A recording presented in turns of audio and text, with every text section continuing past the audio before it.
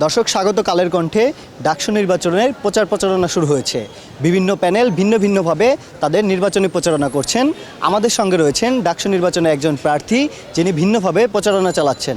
আমরা তার কাছে এই ভিন্নভাবে প্রচারণার কারণ জানতে চেষ্টা করব। ভাইয়া কেমন আছেন? জি আলহামদুলিল্লাহ ভালো আছি। আপনি কেমন আছেন? আচ্ছা, আমি মোহাম্মদ জাকির হাসান সাগর মিয়া।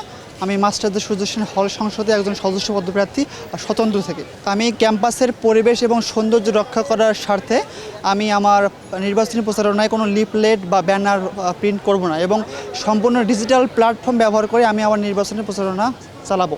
আমি এটা কেন করেছি আমি বলি যে আপনারা জানি যে ঢাকা বিশ্ববিদ্যালয়ের কেন্দ্রীয় ছাত্র সংসদে প্রায় 471 জন পদপ্রার্থী এবং আমার হলে প্রায় 75 জন পদপ্রার্থী।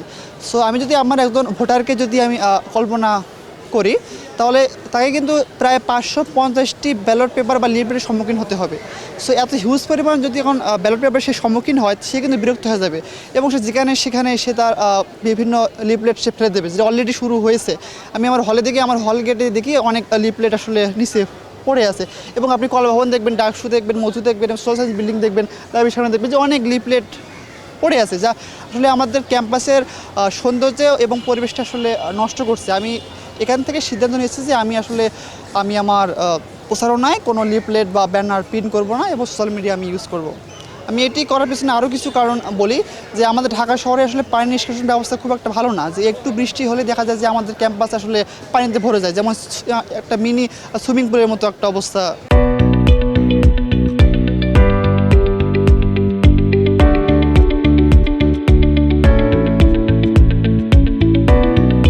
শুরু হয়ে যায়। তো এইসব যদি আফটার ইলেকশন এই হিউজ পরিমাণ যদি পোস্টার যদি এসব ড্রেনে গিয়ে পৌঁছায় তাহলে কিন্তু আমাদের ড্রেনে কিন্তু পানি নিষ্কাশন ব্যবস্থা বাধাপ্রাপ্ত হবে এবং পানিগুলো কিন্তু সহজে বের হতে পারবে না।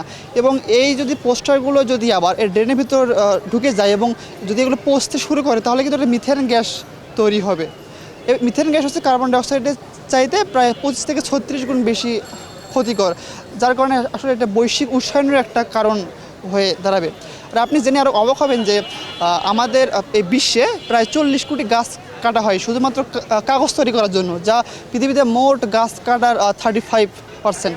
সো আমার এই প্রচারণায় হয়তো আমি গাছ কাটাকে স্টপ করতে পারবো না, বাট আমার মনে হয় যে আমি যে কাগজ ব্যবহার করে আমি আমার লিফলেট পোস্টার ছাপাবো তা আমার পোস্টারের চাইতে আরও বেটার কোনো কাজে ব্যবহৃত হয়, যেমন কারো রিসার্চ পেপার পাবলিশড বা কোনো বই প্রকাশ সেগুলো ব্যবহৃত হোক। এই জন্য আমি আমার প্রচারণাকে আমি সম্পূর্ণ digital platform social media, Facebook, Instagram এবং আমার নিজস্ব ওয়েবসাইট ব্যবহার করে আমি প্রচারণা চালাচ্ছি।